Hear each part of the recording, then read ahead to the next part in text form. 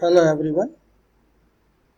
आज हम फिजिक्स के क्वेश्चन कॉन्सेप्ट अप्लाई करके किस तरह से सॉल्व करते हैं ये हम यहाँ पर सीखेंगे। इसके लिए सबसे पहले दिए गए क्वेश्चन को केयरफुली रीड कर लें। तो चलिए पढ़ते हैं कि क्या क्वेश्चन हमको मिल रहा है।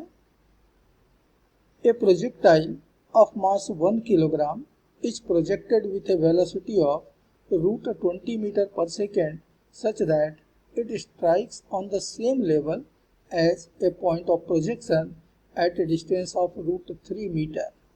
Which of the following options are incorrect? ध्यान दीजिएगा कि यहाँ पर करेक्ट ऑप्शन नहीं, इनकरेक्ट स्टेटमेंट आपको ढूंढना है, वही आपके लिए करेक्ट ऑप्शन होगा। तो हम जरा ऑप्शंस भी एक बार पढ़ लें। The maximum height reached by the projectile can be 0.25 metre, एक मैक्सिमम हाइट हमको दिया हुआ है।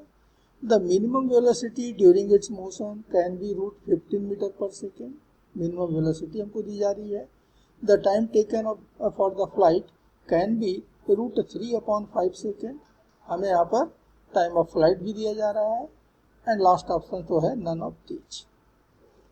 तो हम देख रहे हैं कि ये प्रोजेक्टाइल मोशन पर एक क्वेश्चन है। तो यहाँ जो मेन कॉन्सेप्ट होगा, इस क्वेश्चन के पीछे जो मेन कॉन्सेप्ट मिलेगा वह है प्रोजेक्टाइल मोशन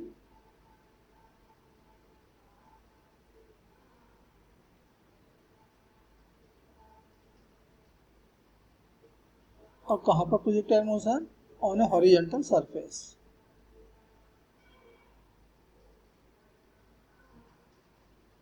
तो एक हॉरिजॉन्टल सरफेस पर जो प्रोजेक्टाइल मोशन होता है उसी पर ये क्वेश्चन है। तो एक हॉरिजॉन्टल सरफेस पर हमने u इनिशियल वेलोसिटी और थीटा एंगल पर एक प्रोजेक्टाइल, एक बॉडी को हमने प्रोजेक्ट किया हुआ है और ये उसी हॉरिजॉन्टल सरफेस पर O से स्टार्ट किया और मान लेते को A पर जाकर के स्ट्राइक करता है, उसी लेवल को A पर स्ट्राइक करता है। तो जितना डिस्टेंस इसने कवर किया है हॉरिजॉन्टल डिस्टेंस, इसको हम कहते हैं हॉरिजॉन्टल रेंज R। जितनी मैक्सिमम हाइट तक ये पहुंचा ये कहलाता है H मैक्सिमम हाइट। और यहीं पर इसके पास मिनिमम वेलोसिटी होती है V मिनिमम, जो कि बराबर होता है u cos थीटा के।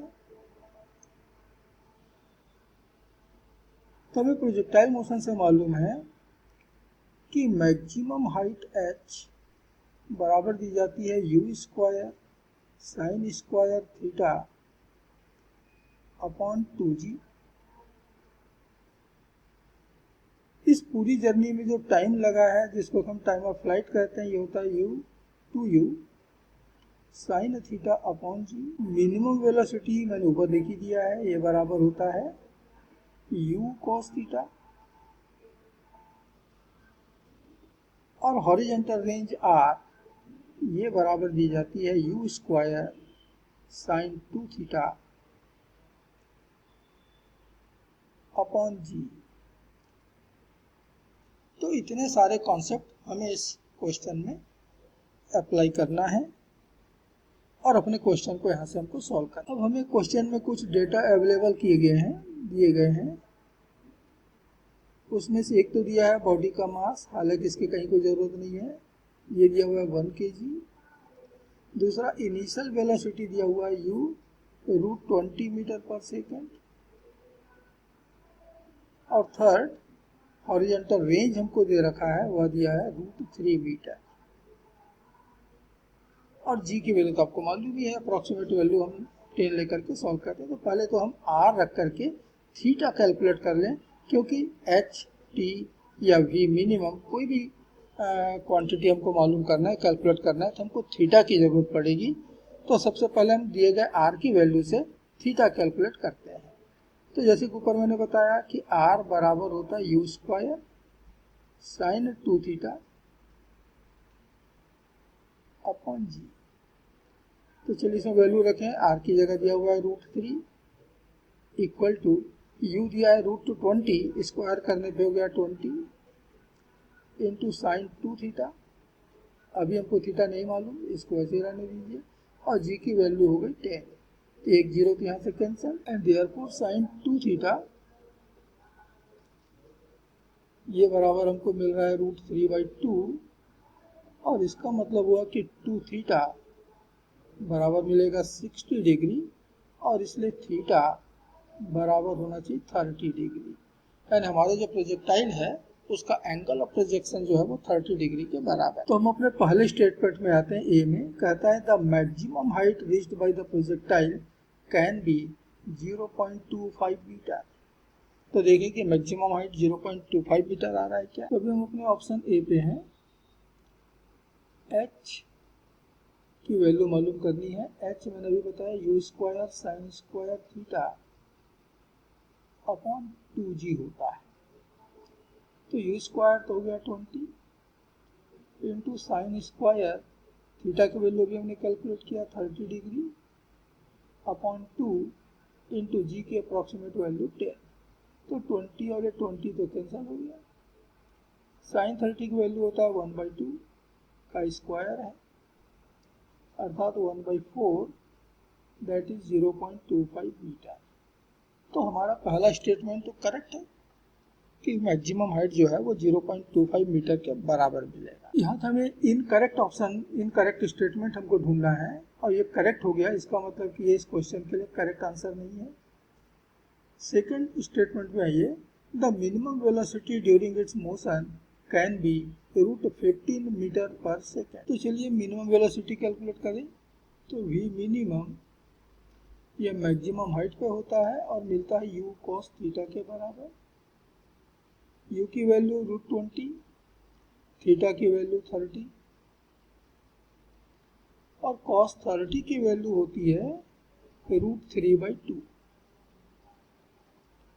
सबको हम एक स्क्वायर रूट के भीतर ले चले तो 20 इंटू 3 और 2 को भी स्क्वायर रूट के भीतर ले जाना होगा तो 4 हो जाएगा। तो 4 से यदि हम 20 कैंसिल करें तो ये 5 बढ़ जाएगा। याद रखना कि 5 स्क्वायर रूट के भीतर है और तब हमको मिल रहा है √15 मीटर पर सेकेंड। ये मिनिमम स्पीड इस पूरी जर्नी में हो सकता है। हमारे बॉडी का ये मिनिमम स्पीड है। इसका मतलब हुआ कि ये स्टेटमेंट बी भी हमारा करेक्ट है और ये करेक्ट है तो फिर इस क्वेश्चन के लिए करेक्ट ऑप्शन नहीं है। हमको यहाँ पर इनकरेक्ट स्टेटमेंट ढूंढना है। तो ये तो करेक्ट स्टेटमेंट हो गया इसलिए हमारा आंसर नहीं होगा। सी कहता है the time taken for the flight can be √3/5 second. Time of flight यहाँ पर कैलकुलेट करके देखो। Option C time of flight एक प्रोजेक्टाइल मोशन के लिए दी जाती है 2u sin theta upon g। तो 2u की वैल्यू √20, sin थीटा की वैल्यू हो गई 30 डिग्री और g की वैल्यू हो गई 10।